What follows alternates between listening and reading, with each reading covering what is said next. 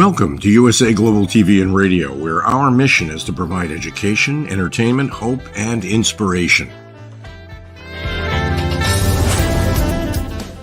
USA Global TV and Radio connects you with experts and audiences all around the world every single day to help you succeed in business and to live a richer life.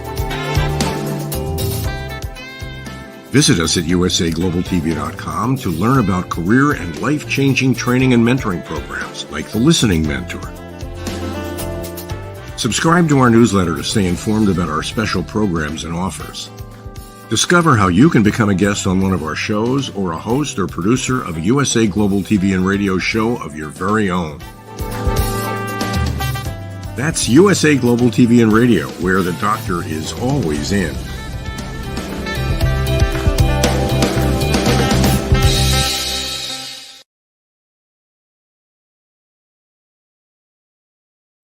Hello, everyone. Welcome. Hopefully it's welcome home. Welcome back to USA Global TV and Radio. I'm Dr. Jacalyn Kerbeck, and our show today is Books, Blogs, and Poetry. And we are excited to welcome back someone who has been on one of our other shows recently. So we'll welcome him in just a moment. Let's welcome the star of our show, DIANN FLOYD, who's always up to something amazing. Let's hear what she's up to today. Hello, DIANN. How are you? I'm fine, Dr. Jacalyn. I wish I was up to something amazing. You're always up to something, DIANN. You're always gardening or writing or traveling and posting beautiful pictures. So where in the world are you today? Thanks. I'm in Texas, and I've been barbecuing. So there you go. There you go. See that? You've been barbecuing. I love it. So, DIANN, you recently released another new masterpiece. Tell us about it.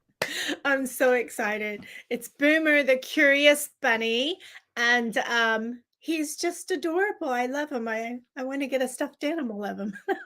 He loves life and is curious about everything, so he decides to go beyond the forest and see what's out there. And I hope it inspires young kids to go, "Mommy, what's that? Daddy, what's that? Grandma, what's that?" Why? As if they don't do it already. Thank you, Dr. Jacalyn. I love it, DIANN. You know, there's something to be said about that philosophy, that mentality for everyone, for all of us to get out of our comfort zone and see what else is out there and to lend a hand and help support someone else. So especially for entrepreneurs, which this is not the business show, but it's good to get out of what we know to be true day after day. We do have a couple of comments already. Wow. Hello. How do you say his name or her name? Crit says we'll have Manoj come out and tell us. Say the name for us. But you know, Dr. Jacalyn, you made a really good point. If we all stayed in our comfort zone, we won't grow. And so I can think of many things and places, and I'm sure you and I've talked about this, where we were scared to do something, but we went ahead and tried, and then we're like, what was I so scared of? This is awesome. Kind of like me being on the show for the first time. Exactly. You know, DIANN, that's such a good point. And I just want to say something very quickly, which is I went to a party recently. I didn't want to go. I brought my books with me. I wasn't going to take them out. I did. And this woman just purchased them right then and there and said, "What are you doing to market your books?" And I said, "Nothing." And since then, I hired 3 people to market my books. So therefore, had I not left the house, I would still be doing nothing. There you go. And your books are amazing. So yay. Thank you so much. I appreciate it. And we have a great guest who's joining us. He was on the film and music show, I believe, just a couple of weeks ago, referred to us by the lovely Dr. Madeline Chan. His name is Manoj Suna, and he is a poet and communication skill trainer. Let's welcome him. Hello. Hello, ma'am. Hello, Dr. Jacalyn, ma'am, and DIANN, ma'am. I'm really so happy, and it is my privilege to be with you once again. Thank you. Thank you. It's our pleasure. How do we say this person's name? He's my friend. Let me pronounce his typically Indian name for you. Chitrasen Nag. Chitrasen Nag. Yes. Hi, Chitrasen Nag. Hi. Thanks for joining us. We're happy to have you. So you, like DIANN, are also an educator. You're a teacher, and your area of expertise is communication skills. Tell us a little bit about that before we get into poetry. All right. So, yeah, thank you so much, ma'am, for this great opportunity again on USA Global TV and radio. It's my really great privilege. Yes, ma'am. I'd like to say a little bit about my right to work and communication skills training. Being an educator or being a teacher, I always say at school I teach students and I always focus on their communicative English skill. But apart from that, whenever my school is over, like whenever I'm at home, I focus something I get different kind of ideas and thoughts in my mind. I look at the world in different perspectives, and I think my heart says, let's uh let's do something for the world. Let's do something for the people in a creative way. So in that journey, I put some words and give color to the words by my creative way. So this way I write my poem, being a communication skill trainer man. Fabulous. Thank you so much. Yeah. Diane, over to you for the first question. Sure. So, what age are you working with? When I became a teacher, right? Yes, the age group. Ma'am, I became a teacher 7 years back. Let's say 8 years back, in the year 2015. I entered the school as a teacher of English, and let me tell you, you'll be very. It's a matter of joke. You'll be so surprised to know that I never ever wanted to be a teacher. I hated this profession, but I know it may be the call of nature. Really, sometimes when I think about, I feel like it's a nightmare for me. How could I be a teacher who hated the profession most before 8 years back when I came to this platform? Really? Mhm. But actually, this is the call of nature, and nature wanted to do something for me through me.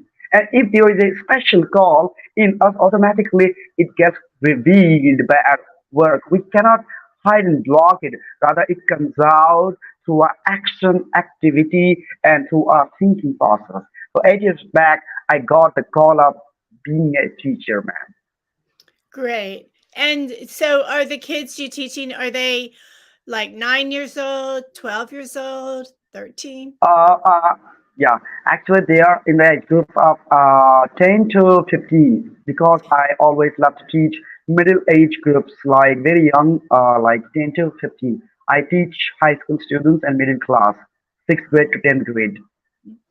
Wonderful. And when you're teaching them, um, they already have English skills, so you're teaching them how to listen to the English, or are you doing a combination of teaching English and how to listen? Yeah, whenever I teach them, ma'am, I tell them the first thing is that to learn any language in the world, it's not only English or any new language or whatever the language that we want to learn as a language learner. First thing is that to listen. Listening is the first skill that a learner should acquire, that a learner has to work on that. And if his listening skill is very sharp, he can grasp the elements of the language. He can have fluency, he can have vocabulary. The first thing is that to learn a language is listening skill. And that should be done very passionately and persistently. So You I tell my students, yes. Yeah, you are a natural teacher. That's why you were called to this. And Dr. Jacalyn, that just blends into your books about listening. He couldn't say it any better.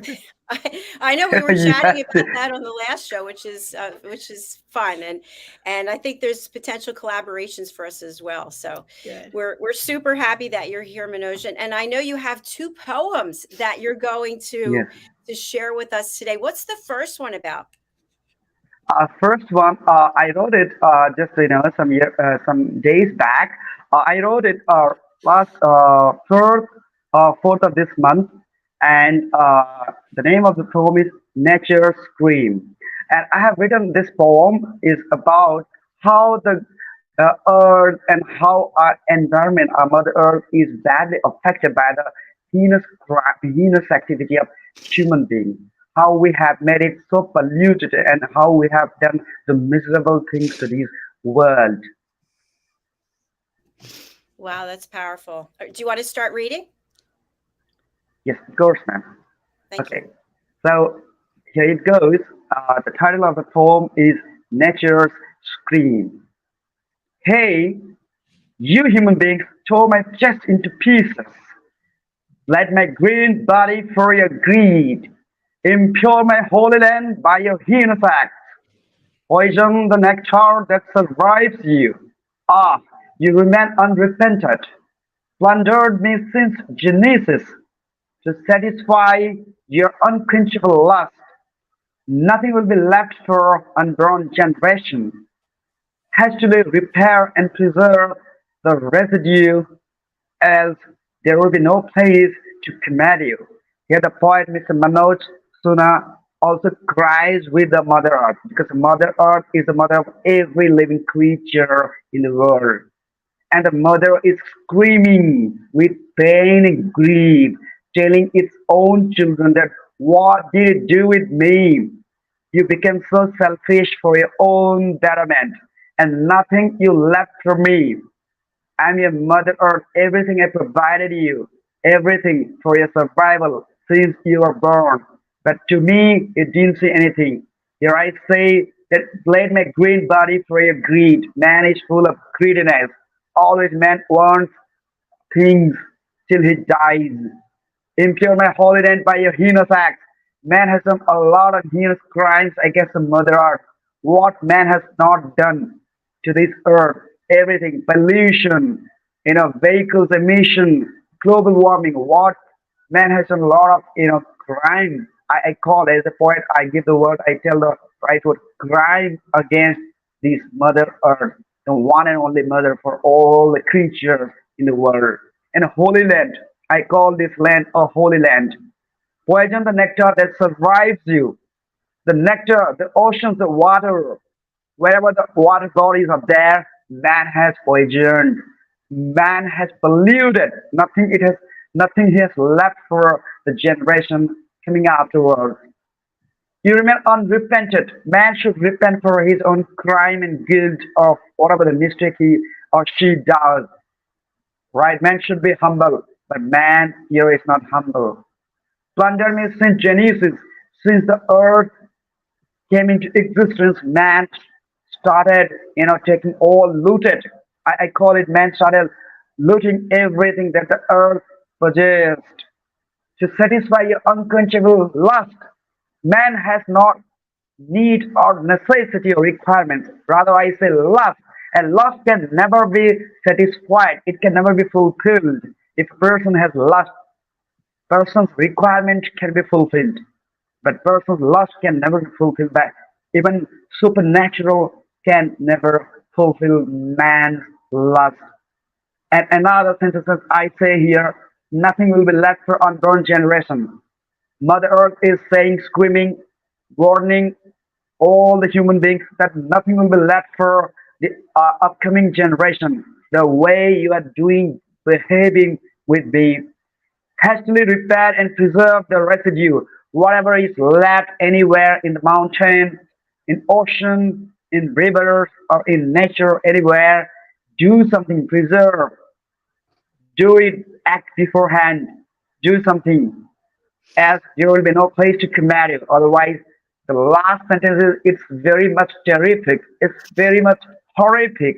There will be no place that the man will be buried. The earth is warning to all the human beings. It is a call of nature, not only to one person, not only to USA or India, to every continent. It's the high time we need to wake up, or else there will be no place where man will get a place for his own cremation. Thank you so much, ma'am, for listening to me. Thank you so much. Wow, was that powerful? You stole the words Thank right you, out ma'am. of my mouth, Dr. Jacalyn. I love your Powerful. passion. That is amazing. Thank you, ma'am. Thank you, ma'am. Do you do any public speaking? Sometimes I love to do that, but actually, I'm a very unfortunate guy. I feel so being a poet.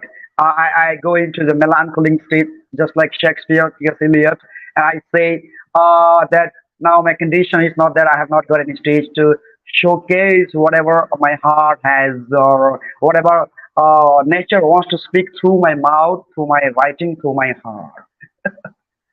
Yes, ma'am. It's beautiful. I think So, that poem, I'm sorry, Dr. no, go Jacalyn. ahead. I think your poem should be the main. Everybody in charge of climate control that are great speakers need to adopt your poem as their motto. Yeah, I think you should run for office. Yeah, definitely. You're extremely passionate and honest. Thank you, It ma'am. was really beautiful, and you made so many valuable points in your poem. I mean, it had a beautiful message to it that I think we all can learn from it. Absolutely. I think one thing that I really took away was the thread of it doesn't matter where you live in the world, we're all connected and we have one planet, one Mother Earth, and single handedly, person by person, we are ruining it. So, Manoj, I'd love to know, how are you feeling when you were sharing that with us? Were you angry? Oh my! I'll say a phrase. Being an English teacher, my joy knows no bounds. Whenever I meet one and only person online, and she's not other than Dr. Jacalyn and DIANN ma'am. And this time I have got two great souls, great personalities all the way from the US. And for me, a person like me from India, it's a dream come true, thing for me. I'm really highly honored to have such, platform to speak a few words that my heart has, that my mind wants to say. Thank you so much, ma'am. This is my great pleasure and honor indeed. Thank you. It's our honor as well. And of course, we have more comments. Fascinating one. And also, it's so rigorous. Rigorous. I like that word, rigorous. What are your thoughts about that, Manoj? Oh, he's my friend all the time. He wants to praise me. And in the world, one thing I just want to say, man, here that being a man, whenever the time that we have in this world, we need to do something for our generation. Like people are really full of expectation, aspiration, a lot of things we have. But what do we do for the people? What do we do for the society, for this world? World is a better place, but it's our responsibility to make it better. It is not the responsibility of any prime minister, any minister, or any scientist. Every common man has a responsibility to bring a change, to do something for the world, to do something for the society, for the nation. I feel so. Thank you, Manoj. We have a show here on Fridays called Coexistence and Sustainability, and we talk about that every week with pet psychic Amina. DIANN, what were some other takeaways that you had from the poem? I just kept getting so emotional with you, feeling your passion that you had about doing better for society. And all of a sudden, I was like feeling Mother Earth's pain. And I so agree with that in the sense I'm so glad you shared about Mother Earth, because sometimes it's my personal belief that humans forget that it's not, the world isn't about you, it's about all of us and taking care of Mother Earth. And we need to say thank you. And how can we say thank you? And I think you expressing her pain was just so marvelous, and I take it to heart very much. I want you to get out there and share it with the world. Thanks, DIANN. I just wanted to add that we just had a book come out, and it's called Mother Earth Calls and Lady L Listens. And she's calling because she's crying because her oceans are polluted. So I feel like if we start with children and educating them about what's going on with the planet, we have a great opportunity instead of the adults who just don't want to believe certain things. It's obvious what's going on with our planet. And people are going to be here long after we are gone. And what are we leaving for them? Exactly. Yeah, that's true, man. That's true indeed.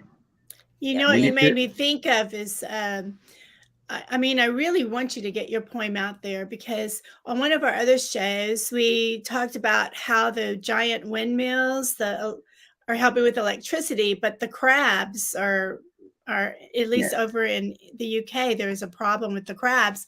And now here in America, we're discovering that we have whales on the East Coast that are the sound of the windmills in the ocean are causing the whales Yes. to die. And I think that's a great example of what you're saying, the pain of Mother Earth and the pain of our the things in the ocean and the sea. I mean, it's not just humans or animals, it's living creatures in the ocean too. I mean, I'm just really impressed by your point. Thank you so much, ma'am. Thank you so much. I am too. And I wanted to add that where I am on this island, we are going to be having those wind turbines Wind put here. turbines. Yeah. And I was speaking to someone about them yesterday, and it's interesting, which off topic, but still relevant. What I wasn't aware of was that they have to bring in all these huge machines that usually destroy the ground that they're bringing them in on. And then as they go into the ocean to set up, they disrupt the whole community, the whole ecosystem that's going on there. And it causes the death of a number of animal, I don't want to say what's the category of different types of animals. So because of what we've done, now we're looking for alternative sources of energy, and it's affecting Mother Earth. Yes, Yeah. definitely. So I think you brought up a good point as we're waiting for him to come back in. Yeah, those wind turbines, it's great how much electricity it's causing, but did you know that I heard on the news that if one breaks, it costs over $1 million to fix it, closer to $1 wow. billion for just one. And so it seems to me that we should, from a scientific point of view, really look and see what is the causing damages, and is there a better way to do it than the wind turbines. So, and again, I love approaching it from the Mother Earth perspective that our distinguished colleague has just shared with us. I do too. And his camera is still off, so I'm going to take him down until he comes back on. But you know, DIANN, what I also love is today we have Manoj presenting this poem, and the words are so, the meaning behind the words resonates in so many ways outside of this show, outside of poetry. It's reality. It's what's going on in the world. And I'm just really appreciative that we have people like Manoj coming here and sharing those perspectives to help maybe open some eyes and open some ears. I agree 100%. And you know, he even mentioned politicians, like you said, the prime minister. It's not just their job, it's all of our jobs. And I loved that, because a lot of people that I've met throughout the world just say, oh, I just leave it for the government to take care of it. And no. And Manoj was exactly right. If each one of us took up a responsibility of some little thing, can you imagine how it could add up and make such a difference in the world? It's so true. And to just quote pet psychic Amina, which by the way, people might be like, what is a pet psychic doing talking about coexistence and sustainability? But it's really near and dear to her. And it's something that she embraces and is proactive on all the time. And what she talks about is picking up trash. Just if you see trash, pick it up instead of waiting that who's the someone else that's coming. Exactly. And I think another takeaway, I've learned so much from her. Another takeaway is when we're walking our dogs, that you have to pick up the waste, and people think that it's just going to fertilize. Yeah, it's not disintegrating. It's not going anywhere. It's going to be there till the end of time. So, and the other thing, I just noticed this the other day, is about using bug sprays, using weed killers, et cetera, et cetera. And I saw somebody using, I forget the name of the, the name of the product, begins with an R, I'm not going to say it.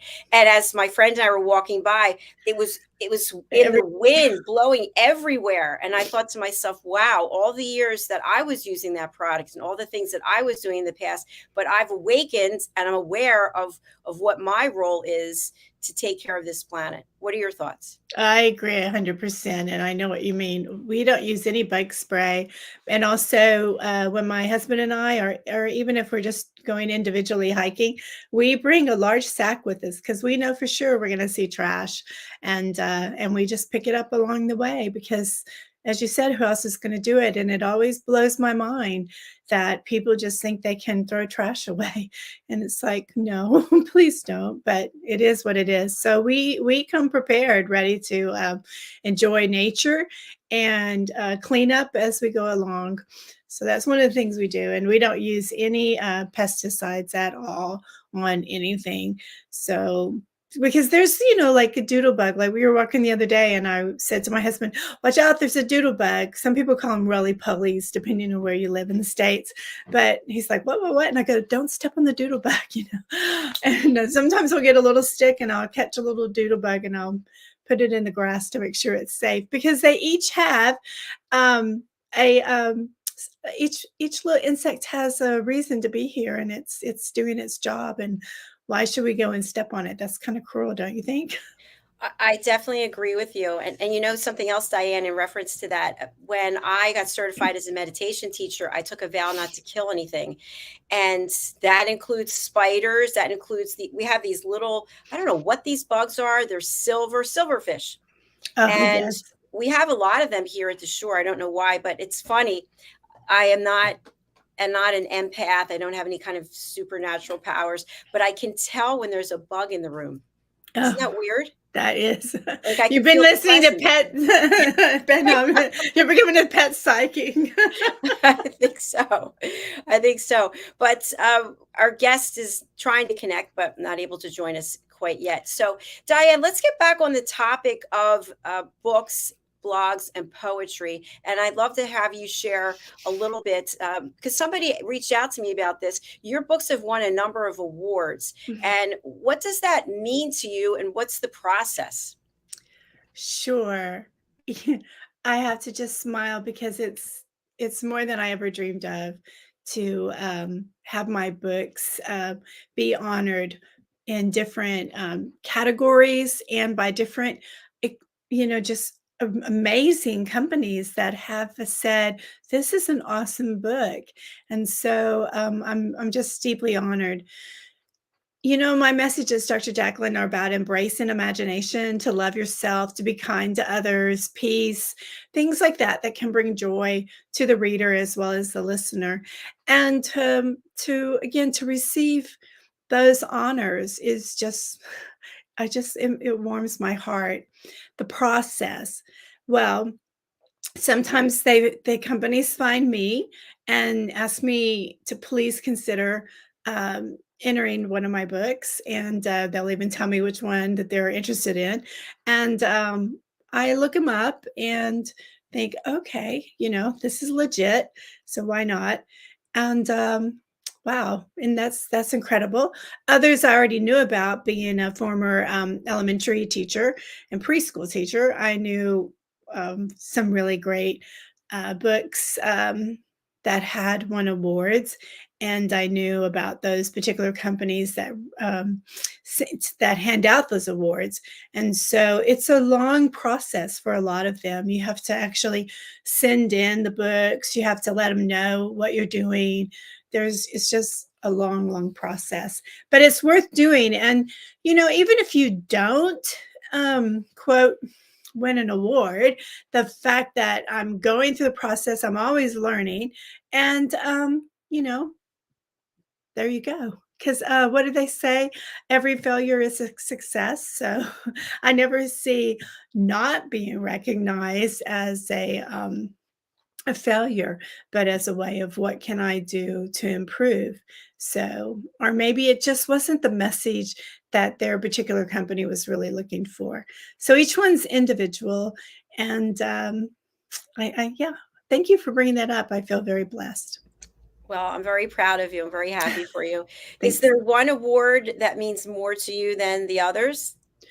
I can't select that because A, I might hurt someone's feelings, but B, B, each one just has each company has a different message they're getting across. So if a company's message is really about your book, it's about kindness, and I reached that award, I'm like, yes, my message was heard. And another one might be just totally about imagination. And then I received that award, and you're just like, wow, I they got both messages right there in that book. So I don't like to compare.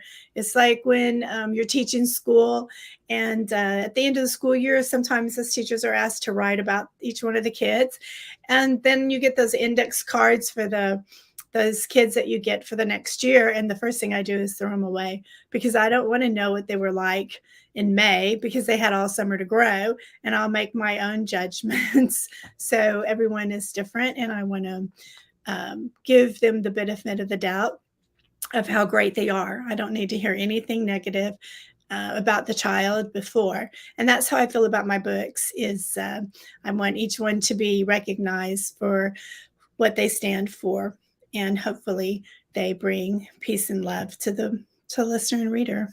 Hope that makes sense to you. Yes, it makes perfect sense. Thank you for sharing that. What do you think, Diane, with all of your experience as both an educator and an award-winning author, about the use of poetry as a means to teach children or adults? I wished I would have paid attention to poetry more when I was younger. Um, Teachers were so into, okay, A, B, A, B, A, B, C, whatever it was. Now go back to the C. And I'm like going, okay, did I do all that? And it took away the rhythm that you're supposed to get. But for me, it was like, oh, did I get it right? Did I get it right? And so I never got into poetry that way, because I was so busy about, did I make the teacher happy? But now that I'm older, I realize, oh my gosh, I love to sing. Why didn't I realize writing poetry was a song, So I should have paid more attention. But poetry for young children, they love the rhythm. They love the excitement. They love the rhyme. And I feel so honored when I meet an author who's good at writing poetry and rhymes and so forth. I'm in awe, because I do not have that gift at all. So kids love it. Absolutely love it. Fantastic. You just made me think of something. What about when we're in school, if instead of just speaking an answer, we sang the answer? Wouldn't that be fun? That would be, but we're saying that as an adult. Can you imagine today with kids having their phones in the classroom? Oh my God, they sound like a frog. I mean, it would be terrible. What would happen? So that's something They're that mean. Yeah. So that's something I'm not really aware of, is about having their devices in the classroom. But our guest just came back, so let's welcome him, and then we'll come back to that conversation. Yeah, you were able to connect. Woo. Welcome back. Sorry, I'm so sorry. Today, I don't know if this network is against me. Perhaps the network doesn't want me to reveal the truth of the world. No, that was beautiful. So, Manoj, we have about 6.5 minutes left. Would you like to share the other poem, or would you like to come back and continue discussing this one? Yeah, I'll be really delighted to share one more poem that's very powerful. And I have written the poem, and the poem is based on the war that's going on between Russia and Ukraine. And here the poem goes. And the name of the poem is Disastrous Demon. Disastrous Demon. It perishes the world, leaves the country shattered. Havoc is horrifying. Bloodstains drench the land. Murderous spirit kills the nation. Revenge wipes out humanity. Hunger and nakedness everywhere. The child seeks his martyred father. The world beholds silently, deaf to the scream of innocence. Leaders will rise to rule again. Sacrificed souls will be forgotten and forsaken. History has witnessed its consequences. The world recalls terrible sights, insanity, assassinates humanity. The nations have heard cries of victims. The land cries for peace and harmony. Folks long for shelter and mercy. War is disastrous, devastating, perilous, and dreadful. Love and compassion can build a harmonious, peaceful world. So here the poem says, I have written many things regarding war, the consequences that it gives to this world. So here I say it perishes, it destroys, the war never builds, it never constructs, it never makes, rather it brings apart. It destroys the peace, harmony of the people. There you can see bloodstain everywhere in every land, wherever like Ukraine is crying for help. To every developed country is crying for help. Bloodstain everywhere. Child is crying. Everyone is crippled. You know, bloodstain everywhere. Murderous spirit kills the nation. It is not a good spirit, rather a bad spirit that strikes the mind of a nation, that strikes the mind of a commander. Armies there to define, not to destroy. Hunger and nakedness everywhere. People die in hunger, in nakedness, just because of war. It's a bad impact, bad consequence of war, the aftermath of a war. The child seeks his mother's father. A child always looks for his father who has gone to fight in a war, but the father comes dead. The world beholds silently. Everyone watches such horrific scene silently. Deep to the scream of innocent, people become deaf to the innocent voice of billions. Leaders will rise to rule again. Prime Minister will be Prime Minister again. The President will again fight for his own throne, own power and position. But what about the common people who cry and die with a bloodstain? History has witnessed its consequences, starting from Hitler, Alexander, every great ruler. History knows what has happened with the world. Insanity assassinates humanity. It is the insanity mind of a man that kills, that destroys humanity. When there is war, there is no humanity.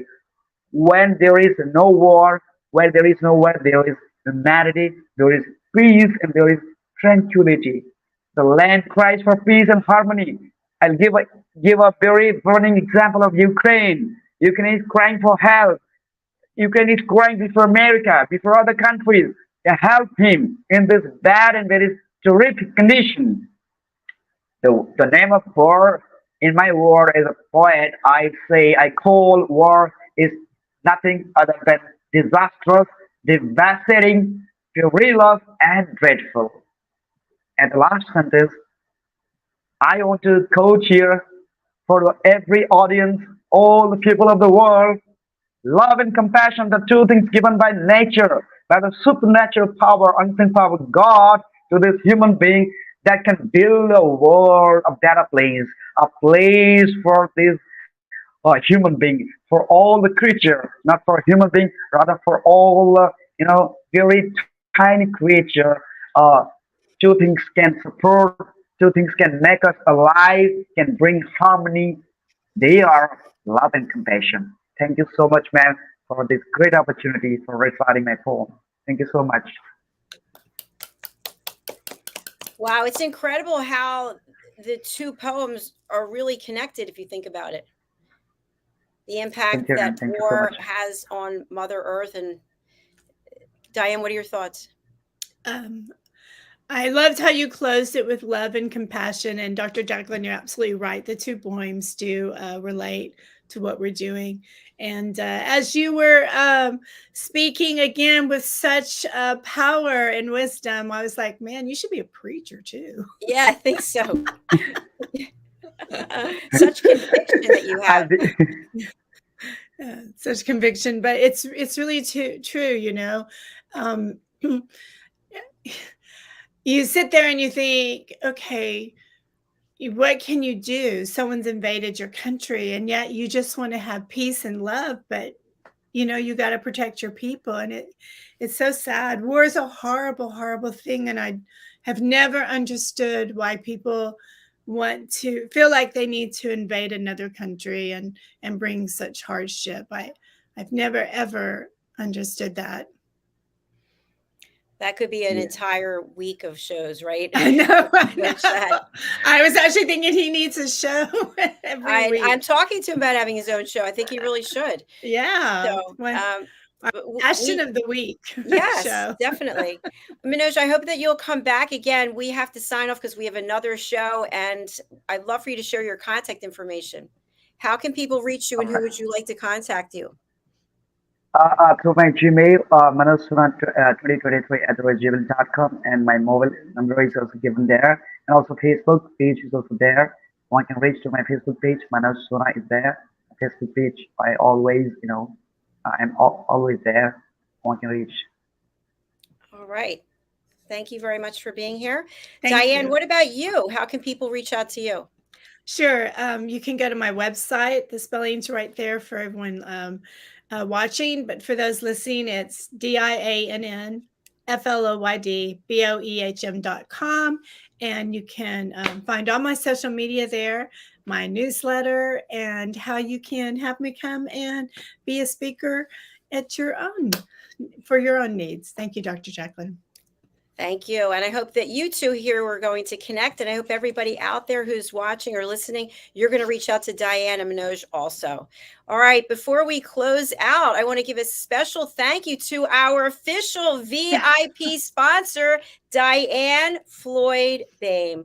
Let's take a look at DIANN's sponsorship. And please, again, reach out to DIANN, purchase her books. She comes here week after week sharing wisdom and her experience. Let's support her as well. USA Global TV and Radio presents international award-winning author, speaker, educator, DIANN FLOYD BOEHM. I want to thank everybody for joining us today on this special edition of the Corner Bookstore, USA Global TV. And we're talking with the co-host of the Corner Bookstore, DIANN FLOYD BOEHM today, who is herself an author of many books, not just children's books, but also books for adults. DIANN, welcome to the Corner Bookstore.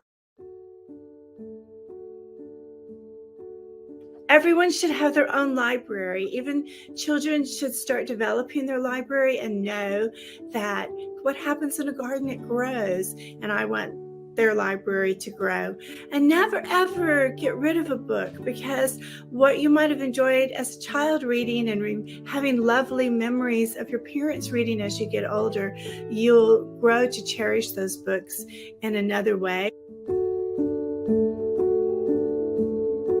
My specialty is to help people realize that we are all storytellers, and that if you have this yearning to get this story out, but you don't know how to get started, I want to be the person that you can come to, you can feel comfortable with. I'll learn your personality. We'll just go and have itty bitty baby steps, just like in my book, A Time to Fly. Before you know it, the young new author is ready to fly to and go to super professional coaches. DIANN's books are available now at DIANNFLOYDBOEHM.com. Charlie and the Tire Swing, How It Began. A Time to Fly. A Song of Peace. Rise, a Girl's Struggle for More. Harry the Camel. The Little Girl in the Moon. The Little Girl in the Moon, Moxie and Tycho Town.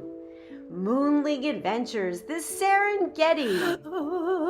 And I'm saying, go for it.